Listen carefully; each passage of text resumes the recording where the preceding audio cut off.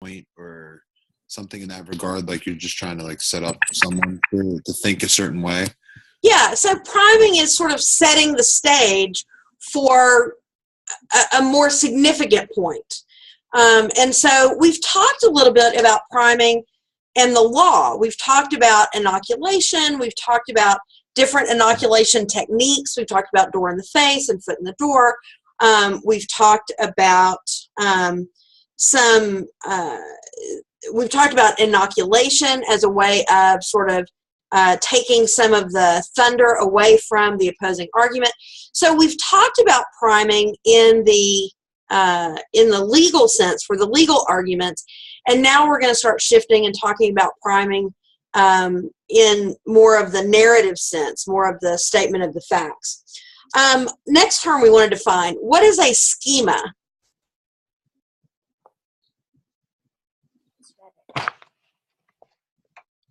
What is a schema? Yeah, Nikki. I have that it refers to a cluster of features that become associated and stored in memory to the recipient of, I guess, the reader or whoever. Yeah, can you give us an example of a schema?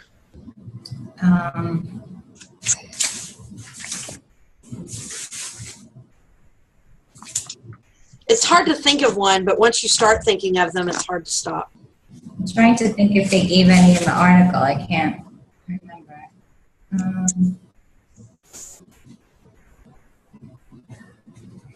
Let me give you an example. I want everybody to think of a building. Okay, just take a second, think about a building. I want you to think in some level of detail about it. I want you to think about the size. I want you to think about the color. I want you to think about the surroundings. Okay. Randy, describe a building to me with your volume on. Tall. Okay. Bold. Defined. Strong. Huge. Okay. What do you see around a building? I see structures.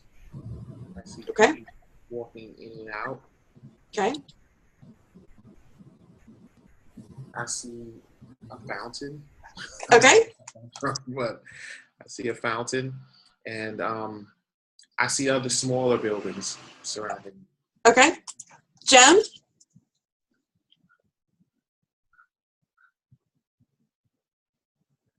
The scheme is kind of a shortcut. So what your mind has in preconception of a building would be a door in the middle where you have to go in, a garage next to it, or a garage entrance. Okay. Okay. Stuff that your brain already knows that belongs to a building, regardless. Well, your brain already knows, right? Yes. Right? Yes. Did anybody else think of anything different with a building?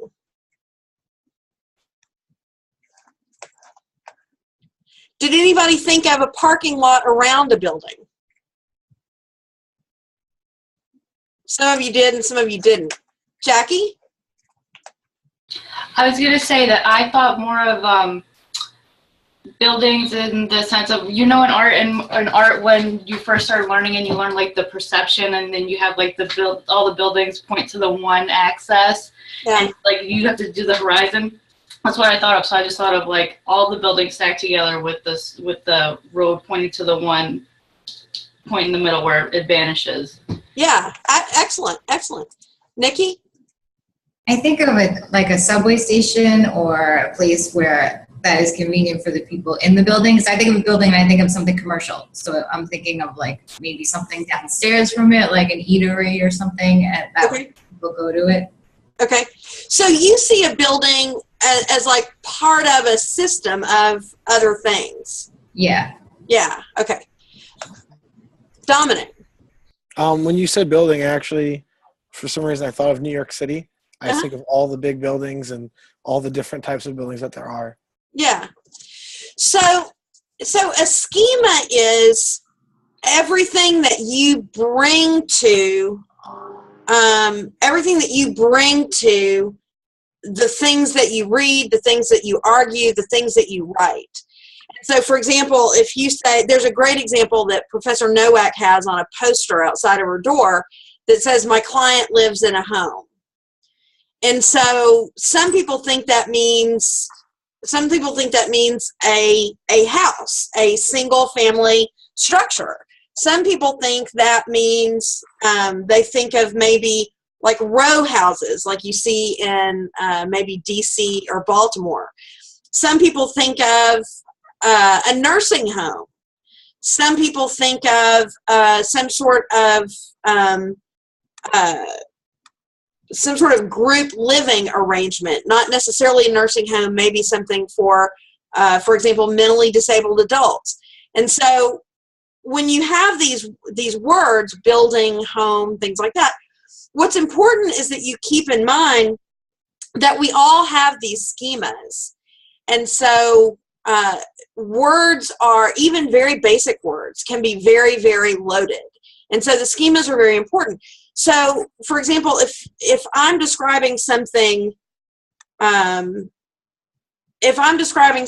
a New Yorker, I might describe it differently than I would describe it to a Texan. The town that I grew up in it's on the border of Texas and Arkansas. It's called Texarkana. And the tallest building by far, while I was growing up, was the post office. And it was, I think, maybe four stories. And it was it looked like an old post office. It was very majestic looking, white, and it sat right on the state line. And that's when I think of building, like that was what I always thought, like that's a building to me.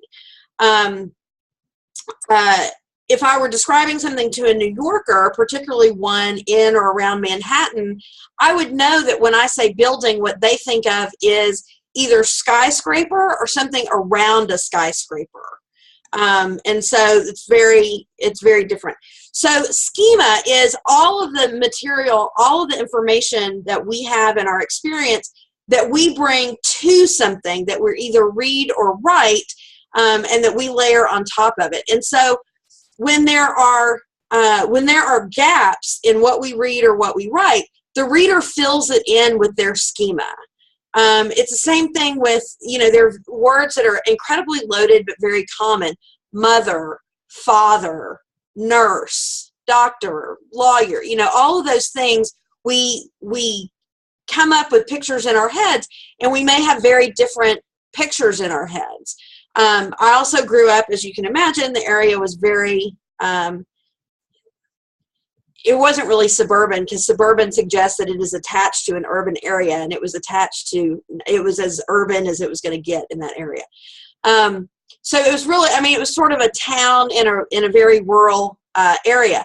So when I think of a parking lot, for example, I think of something really expansive, really huge and open, because, and this is really the truth everywhere in Texas, because we have the room for it. We have room for huge parking lots everywhere. So when I think of parking, even in a city, I think of a large parking lot. Whereas if you were born and raised in Manhattan, you may think of a parking garage instead, when we talk about parking. So schemas are all those things that we bring to it. And once you become aware of that and you start exploring it, you realize that you really do have to be very detailed when you describe your facts to your reader, because you don't want them to substitute their schema for your actual information. Nikki. Sorry, this might sound redundant, but I just want to make sure I get it. So when they talk about describing it as a cluster of features, is that just the individual association of each person? Is that what they're talking about when they say that? Yeah, a cluster of features means, for Randy, it was tall, clean lines, bold, a fountain. That's a cluster of features. Okay. Yeah. Yeah, a cluster of features makes it sound a lot more fancy than it is. Okay, the next one that we wanted to find is significant moment. From the reading, what did you all understand a significant moment to be?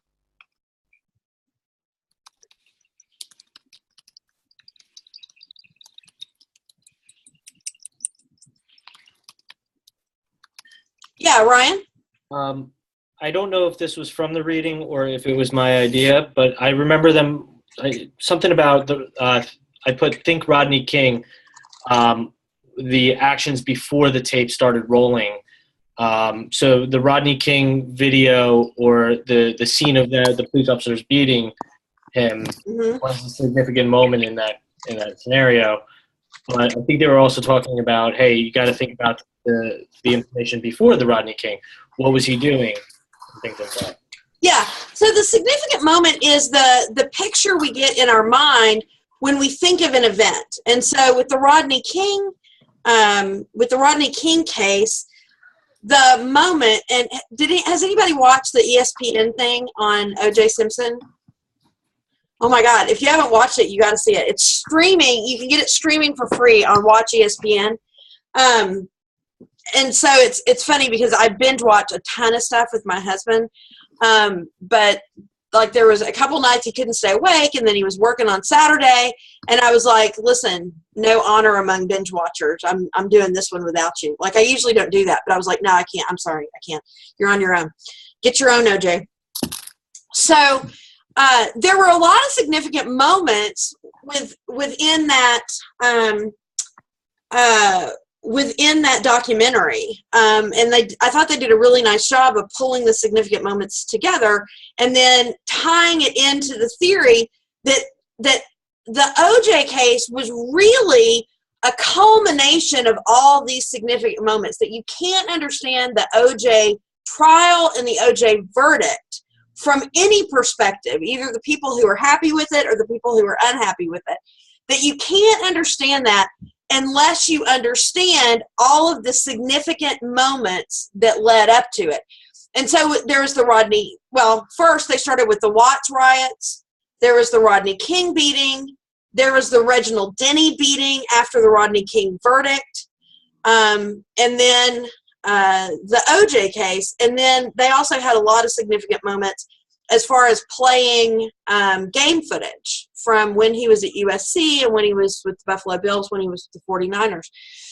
So there were that documentary is really full of significant moments and trying to unpack them and showing how the schema that the jurors brought to the case contained all of those significant moments, and that to understand their perspective on the verdict, you had to understand their perspective on the significant moments first. And so it's a 5-part documentary, and it is a really it's actually a really good study in significant moments.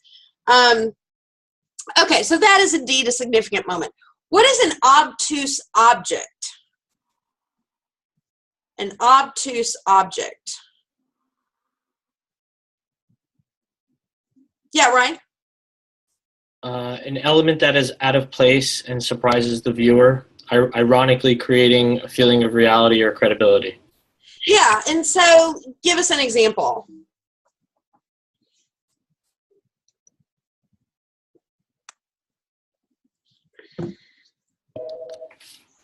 I know, it's hard to think of one on the spot. I'm sorry, I didn't put an example. So an obtuse object is something that the writer focuses on to center the reader's attention. And it is most effective when it is least expected, when it's something that seems somewhat out of place, that somehow makes some sort of point. And so, for example, there is... you'll see this every once in a while. You'll have a picture of either concrete or asphalt and a single flower growing up from it. That's an obtuse object. That's something that's unexpected that really makes a point that's much deeper and much bigger than the picture as a whole, you know? So that's what an obtuse object is. Okay, so priming and schemas and significant objects and significant moments and obtuse objects are all related to the umbrella concept of foreshadowing. Yeah, Marilyn. I had a question about the author talks about that it should not be weird. It can be out of place, Yeah. but it can't be weird. Yeah. But I don't quite understand what he was trying to say there.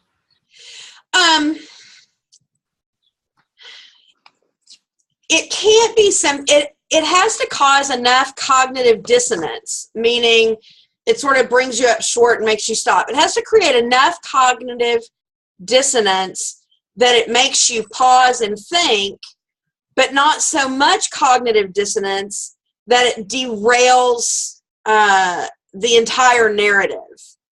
And so, using the idea of like the concrete with the single flower growing up from it, the flower there is an obtuse object. A pound of ham would be weird. Okay? Like, you get the point somebody's trying to make when a flower grows up from concrete or from asphalt. I wouldn't have the slightest idea what point somebody was trying to make by taking a picture of a pound of deli ham on a concrete sidewalk. So that's weird. Does that make sense? I think so. It's out of place, but it's relevant. Yes. Okay, I get it. Yeah. Yes. And here's the thing. I mean, obtuse objects because we're dealing with real facts. We're dealing with things that actually happened. We're not dealing with constructed facts. And so we're not likely to have things that are really weird. I mean, because we're dealing with things that actually happened. Nevertheless, we all know that there are times where things do happen that are weird. And so you don't want to focus on that as your obtuse. If there is something weird, you don't want to focus on that as your obtuse object. Rather than something that makes a little bit more sense. Even if it's out of place, it still makes a little more sense. So all of these are related to foreshadowing. And the way that they are related to foreshadowing is, first of all, all of this capitalizes on our prior experiences and information that we already have. And so foreshadowing only works because we're familiar with the concept of foreshadowing, because we understand foreshadowing. Likewise, priming is a specific method of foreshadowing, priming where you get your reader ready for something. And schema is important to foreshadowing in that the priming that you do as the advocate has got to fit in with people's schema, or has got to either assume or contradict their schema. You can't, if you leave some information out, your priming may go astray as they overlay their schema onto your priming and maybe take it in a different direction. So you have to be aware of those, of the schema that people have, so that you don't, so that you write around them or write with them rather than away from them. So the purpose of priming and foreshadowing is to lead to a significant moment, which may or may not contain some sort of obtuse object. The relationship between the significant moment and the obtuse object being that the obtuse object helps the reader remember the significant moment. Now, every significant moment doesn't have to have an obtuse object, but sometimes they do. Pretty often they do. So the concepts of priming and schema are concepts that you need to understand to be able to leverage the significant moment and the obtuse object. Okay, so they fit together. Now, let's talk a little bit about how they fit together in analysis and then how they fit together in facts. So in analysis, the way that foreshadowing works, or that priming works specifically, is that your factual theory should prime the reader to accept the legal theory.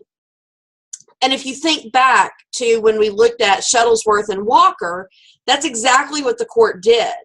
The court paired their factual theory with their legal theory, so that the factual theory of the unruly mob primed you to accept the legal theory of a group that had failed to follow the law and get the appropriate permits, which primed you for the result, which was that they lost. Likewise, in the companion case, the description of peaceful marchers who were quiet and orderly and had tried to get the proper permits but had been rejected primes you for the First Amendment argument that the denial of the permit was a violation of their freedom of assembly under the First Amendment, which primes you for the result, which is that they won. So that's how priming works in the legal arguments, in the analytical part of the document, is that your theory of the case is basically reflective of your understanding that your factual theory must prime your legal theory. Okay. From the factual standpoint, priming and significant moments work at a much more detailed level. So we sort of back into the priming on facts. With facts, you want to think about the moment that everything really went wrong, the moment that really demonstrates or illustrates what the conflict is about. And when we talk about storytelling in a couple of weeks, we'll talk about rising action and climax and the falling action. And the significant moment usually happens at the climax. Usually that's the significant moment. And everything before that is meant to prepare the reader to understand the significant moment. Okay? And so the example that he gives in the article is that is the Jurassic Park example, where at the very beginning you see the kids and she talks about being a hacker, but it's not pushed. And that's super important. They don't push the fact that she's a hacker. It's something that's sort of mentioned in passing, so that when you get to that significant moment of her hacking into the system, that is plausible. So that the events that happen when the kids are talking in the tree primes you for the significant moment later. Okay? So that's what you want to start to think about with regard to your statement of facts. You want to begin to think about where the significant moment might be. And generally, there are two principles you want to keep in mind. And the first is that simpler is better. The more complex your facts are, the harder it is for your reader to follow along with you, and the less likely they are to be persuasive. So simpler is always better. And so that's why I don't say you should have several significant moments. You should have one significant moment. You got to pare the whole thing down into one moment. And then the second concept is that persuasion is only effective if it's very subtle. So priming has got to be done with a very light hand. You've got to trust your reader a little bit, and you have to trust yourself as a writer. Because as he points out, Mike Higdon points out in the article, that if they had made a huge deal about the hacking, which has nothing to do with the dinosaur park, then it would have seemed contrived and weird. But instead, you got just enough information that when it bore fruit in the significant moment, it made sense. You remembered back to that hacker moment, okay? And so that's what you have to think about with regard to the priming. So as you start to think about, we're going to spend some significant time on this tonight with you guys thinking about it and discussing it. As we start to think about, or as you start to think about your statement of facts, you want to think about what is the significant moment in your facts that everything should lead up to and then follow from, okay? So what I'd like you to do first, it's 7 o'clock, so I want you to take about 10 minutes, no more than 10 minutes, and I just want you to free write about the significant moment. Free writing is just stream of consciousness. I don't know what the hell a significant moment is. I don't have any idea what the significant moment is. If I had a significant moment in the facts, it might be this thing, or it might be this thing, or maybe it's this thing. Free writing is just to get those, sort of get the juices flowing and to get things moving. After you have free written about your significant moment for about 10 minutes, and some of you may want to write in paragraph form, some of you may want to make lists of different facts and then look at, where your significant moments might be. Whatever works for you. Some of you may want to draw a diagram, whatever works for you. So about 10 minutes to really think about what your significant moment might be for your facts. And then I'm going to send you into your groups for you guys to talk it over and think about what the significant moment is. Now, the significant moment for a single case, first of all, will rarely be the same moment for the plaintiff and the defendant. Usually, it's a different moment. It can be the same, but it's often a different moment. And of all the problems I've assigned over the years, and some of you have some of those problems, I usually think of the significant moment as different for the plaintiff and the defendant. I think things went off track differently for the plaintiff than they did for the defendant. So the significant moment can be different. Likewise, for different plaintiffs, and I mean different writers, not different parties, within the same problem, you may conceive of your significant moment differently. You may believe you have a different significant moment. They may be perfectly legitimate. The purpose is for you to start to run these ideas by someone and to get feedback on whether that sounds appropriate. And then you want to start talking about how you lead up to that moment and what happens after that moment. Ideally, what you want to do is the significant moment creates the conflict that the judge is ultimately going to resolve. Okay. Okay, so about 10 minutes of free writing. So let's come back at 7:10, and then you guys will talk in groups about this.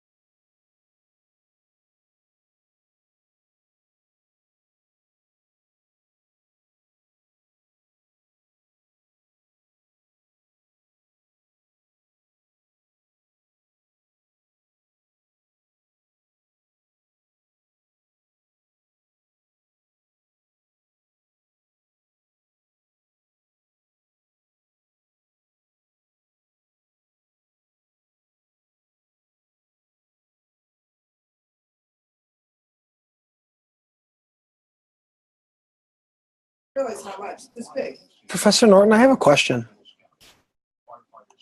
I can't hear you. Sure. Okay. So if I was doing, I did on my appellate brief for summary of argument and summary of the case. If I feel like I didn't have a very good moment in statement of the case, can I use my summary of argument instead, or no?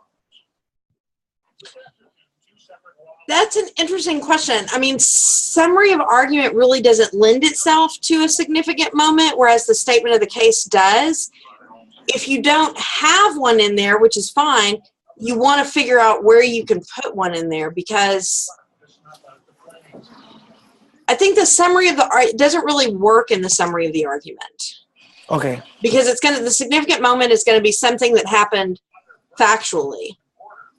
Okay. Okay, does that make sense? Yeah, that makes sense. I understand. Okay, Thank you.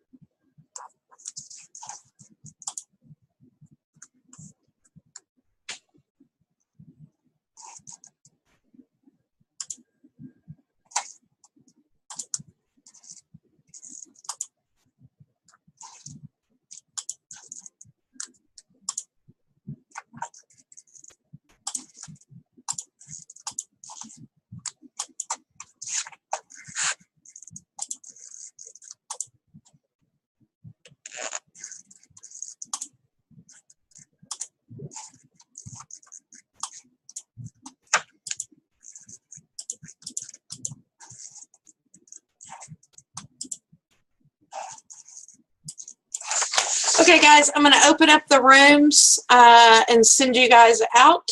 So what you want to do is spend as much time as you need to. I'd say I'll probably check in with you about 7:45, talking about what your significant moment might be. And if you complete that task, if you figure out what your significant moment might be, the next thing you want to talk about is how to organize your facts so that you lead up to that significant moment. And then come back when you're done.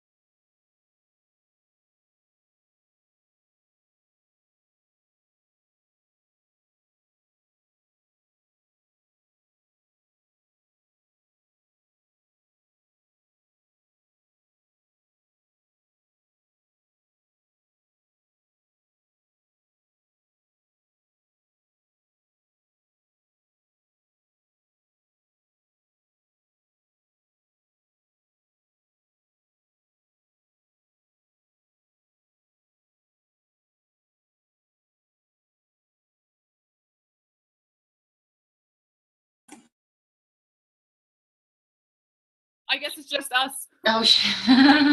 Hi.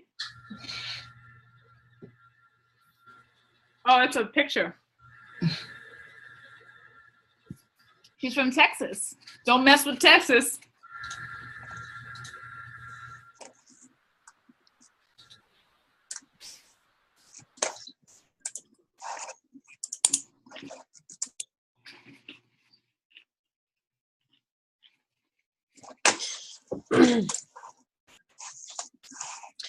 I just do that so that for the people who watch the video, it's not 30 consecutive minutes of me sitting here Talking. making noise, and Don't mess with Texas. you bet.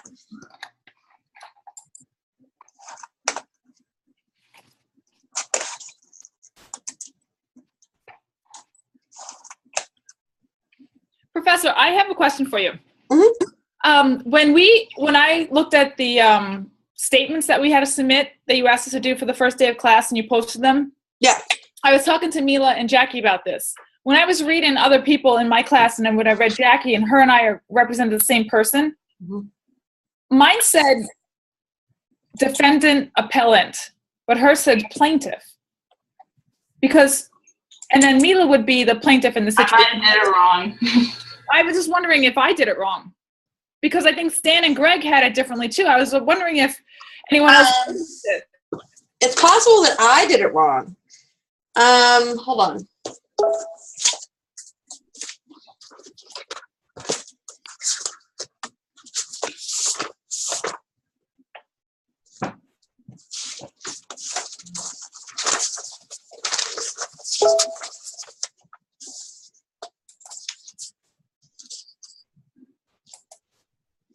Okay, so do I have you guys down as representing the right party? I have Mila as defendant, Jackie as plaintiff, and Lorraine, you as plaintiff. Yes. It's not, but like, But we're representing the same side, but I think we're confused as to what we're called, right? the appeal was timely filed, right? So now this court, it's going before the court. So doesn't if Wilson, the Kegs list isn't happy, they're the ones that are bringing it to court. So wouldn't he then become the plaintiff? And then I become the defendant? No. Plaintiff, defendant are always trial court designations. An appellant and appellee are usually intermediate court designations, and petitioner and respondent are usually high court designations. So the plaintiff so Wilson was the defendant. In the initial trial, yeah. And then he appealed. No. Yes. Yes. So he's defendant appellant. Oh. Yeah. And in fact, hold on. Mila's refers to House as plaintiff appellee, which is correct. Oh, and I see. You have defendant appellee, but you're defendant appellant. So No, wait. Yeah. You're plaintiff appellee. Yeah. Okay. Because you brought the action in the trial court, but you're defending the action in the appellate court. Okay. Because when we did our orals, I said exactly that, and she said exactly what I had on the other side, and we were fine. We weren't corrected, but I don't know. Maybe it was an oversight. She may not have caught it. But yeah, I don't know of a single jurisdiction where people are renamed plaintiff or defendant at the appellate level. It's always different titles. Okay. Thank you. You're welcome.